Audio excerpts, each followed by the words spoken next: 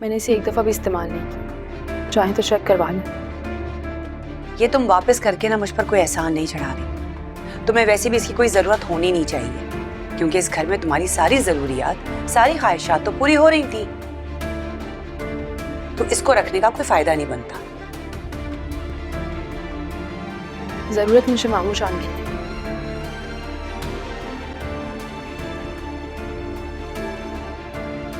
इन पैसों की नहीं। हाँ, आप रख लें, आपको शायद इसकी जरूरत पड़ेगी। जिस दिन से रमशा इस घर से और आपकी जिंदगी से गई है, इस घर से खुशियां चली गई हैं।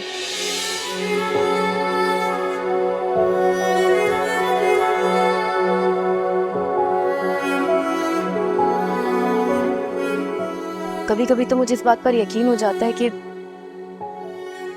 हमने रमशा का दिल बहुत दुखाया है। ये तुम क्या कह रही? ऐसा ही है।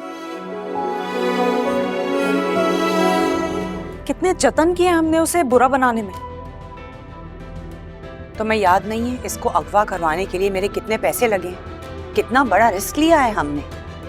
हवा, मुझे तो लगता है हमारी सारी मेहनत बेकार जाने वाली है। आपका किया धारा सब पानी फिरने वाला है उसमें।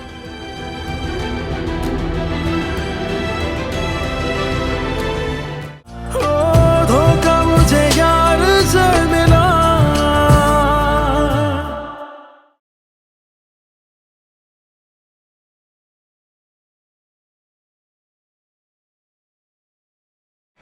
ये इज्जत, ये नाम, ये मकाम हमने बड़ी मुश्किल से हासिल किया है। किसी भी राह चलते की वजह से हम इसे गंवा नहीं सकते। हुस्ना ने मुझसे कहा था कि अगर मैं हरीम को ठुकरा दूं तो वो मुझसे शादी कर लेगी। अब कौन से अहम मामला डिस्कस करने रह गए सिर भाई? हरीम, तुम्हारा मेरी जिंदगी में आना ऐसा है जैसे किसी बेजान चीज में खुदा ने रूह फूंक दिया। दिल जब अपना रास्ता मुंतखब करता है तो मोहब्बत सारी उम्र सर झुका सराह की मुसाफिर बन जाती है।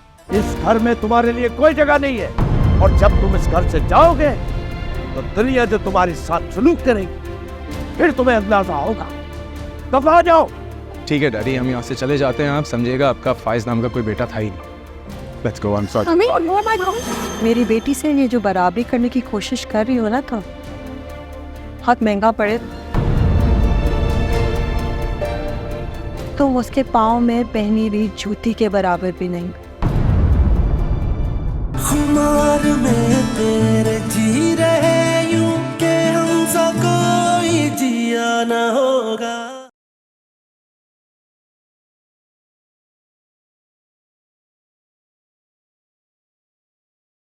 उसकी मॉम की तबीयत ठीक नहीं थी और वो उनसे मिलने नहीं गई। और जब मैंने उससे कहा ना कि मैं तुम्हें ले जाता हूं तो उसने इनकार कर दिया। आप खुद बताएं कि ये स्ट्रेंज नहीं है क्या? नहीं बताना चाहती ना तुम, अपना जो नहीं समझती। जिनको अपना समझा वो तो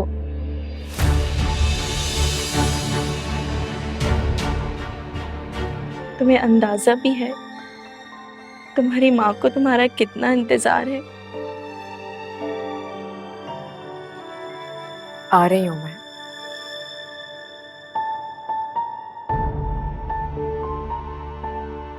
बीमार का हाल पूछना तो वैसे भी सवाब का काम है।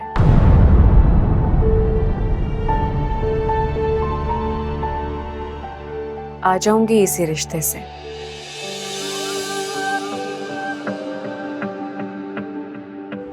शान से मेरे अम्मी अब्बू ही नहीं है। मैं उनकी बेटी नहीं हूँ। क्या बात कर रही हो तुम? क्या अंकल आंटी ने खुद बताया तुम्हें ये? मैं घर गई थी तो अम्मी अब्बू आपस में बात कर रहे थे और मैंने सारी बात सुनी। आ गई हमारी विनूज। रोज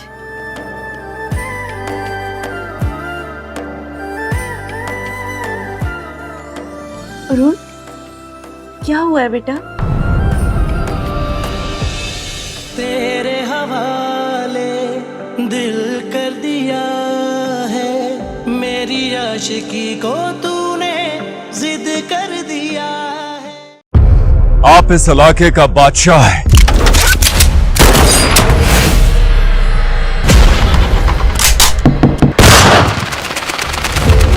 हमारे खून में दो चीज का कमी है, माफी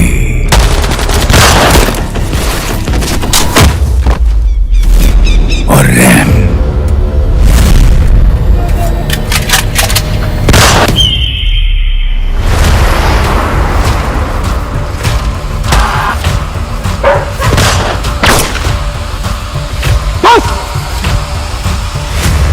अबे वो क्या बोलता अंग्रेजी में? I am sorry.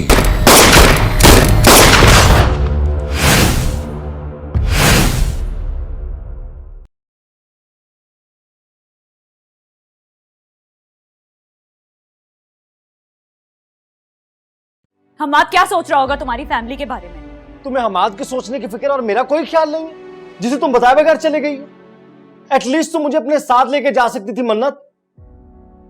क्या मैं इस काबिल ही नहीं हूं कि तुम्हारे उस हमाद साहब के साथ बाहर जा सकूं? तो क्या करेंगी? फिर भी तो सब कुछ हाथ से निकलना ही है ना।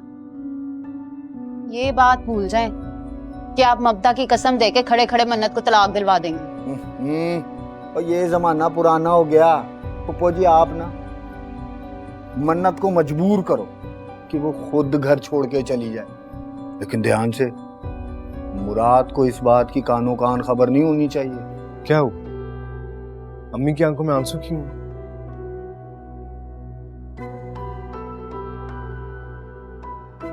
क्योंकि वो तुम्हें दिखाना चाहती हैं।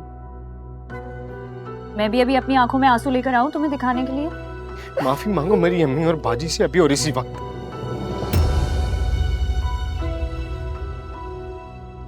मैं इनसे माफी नहीं मांगूंगी क्योंकि मैंने कोई गलत बात नहीं की है। मैंने इन्हें सिर्फ ये